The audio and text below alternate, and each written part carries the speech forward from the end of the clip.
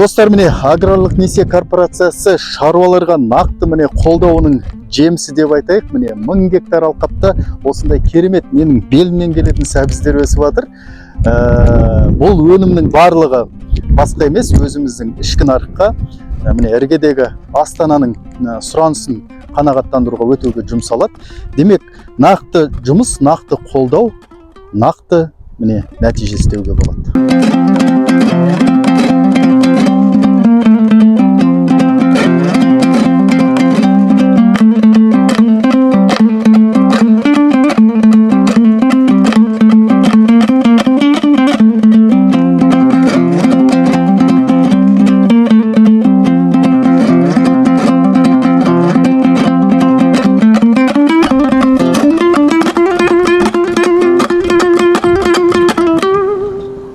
Біз қазір Бионор компаниясының картоп сұрыптайтын алқабындамыз. Жаңа ғана картоп өсетін алқаптан келдік. Мұнда шамамен 6000 гектар жерге осындай картоп егіліп, өнімділік әр гектарынан 30-35 тоннаны құрайтын бөлінеді.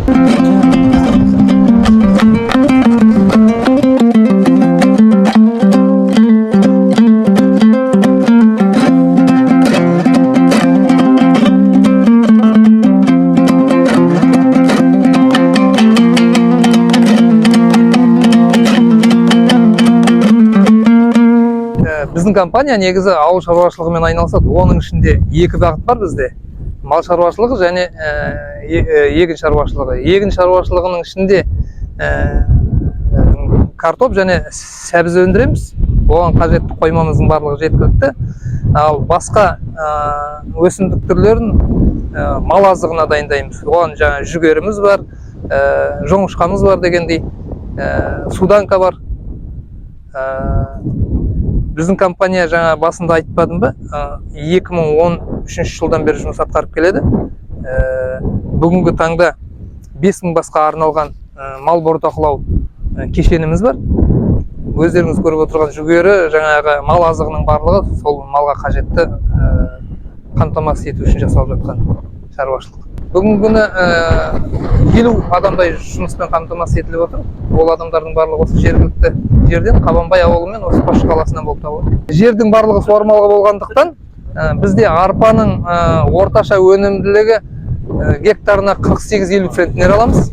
Жүгері 650 центнер, 65-70 тоннадай аламыз. Сәбіз валовый жалпы жинауы, валовый сбор дейміз бе, 900 центнерге барады. Картоп 350 центнер болады, 300-350 центнер. Гектарынан 30-35 тонна алады.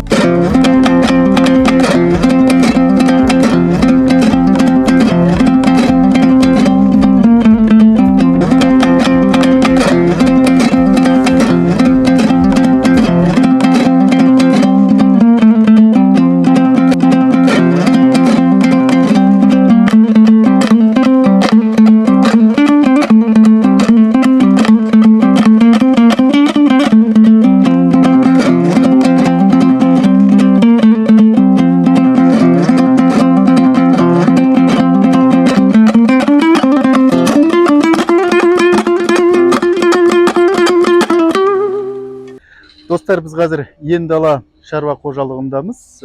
Мұнда міне осындай 2000 бастан астам Гольштейн тұқымды ірі қара бар.